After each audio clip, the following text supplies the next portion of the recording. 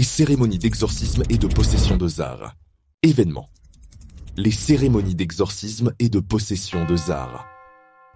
Lieu. Khartoum, Soudan, et le Caire, Égypte, Afrique du Nord-Est.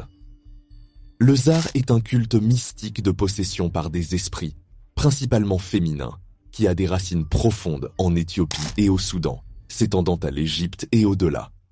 Il ne s'agit pas d'un événement ponctuel, mais d'une série de rituels publics et privés qui continuent de se produire aujourd'hui, offrant un espace de guérison et d'expression aux femmes, et parfois aux hommes, affligés par des maux spirituels ou sociaux. L'idée centrale du culte Zar est qu'une personne souffrante, souvent d'une maladie chronique, d'une maladie mentale ou d'une misère sociale, est possédée ou affligée par un Zar, un esprit ou djinn dont elle n'arrive pas à se libérer.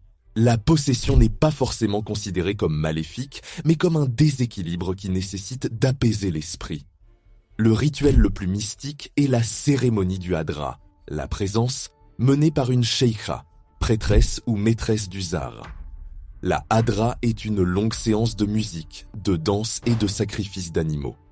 Une chèvre ou un mouton, visant à faire émerger l'esprit Zar dans le corps de la personne possédée.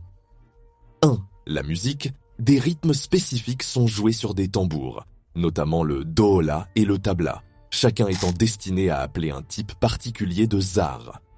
2. La transe. En réponse au rythme, la personne possédée entre dans une transe de plus en plus profonde, exécutant une danse frénétique et spasmodique. C'est durant cette transe que l'esprit se manifesterait et prendrait la parole, communiquant son identité, ses désirs, vêtements, bijoux, nourriture et la raison de son affliction. 3. Le pacte. Le rituel se termine non pas par un exorcisme, le renvoi de l'esprit, mais par la négociation d'un pacte. La sheikha assure à l'esprit que ses désirs seront satisfaits à l'avenir, par des offrandes régulières ou des tenues vestimentaires spécifiques.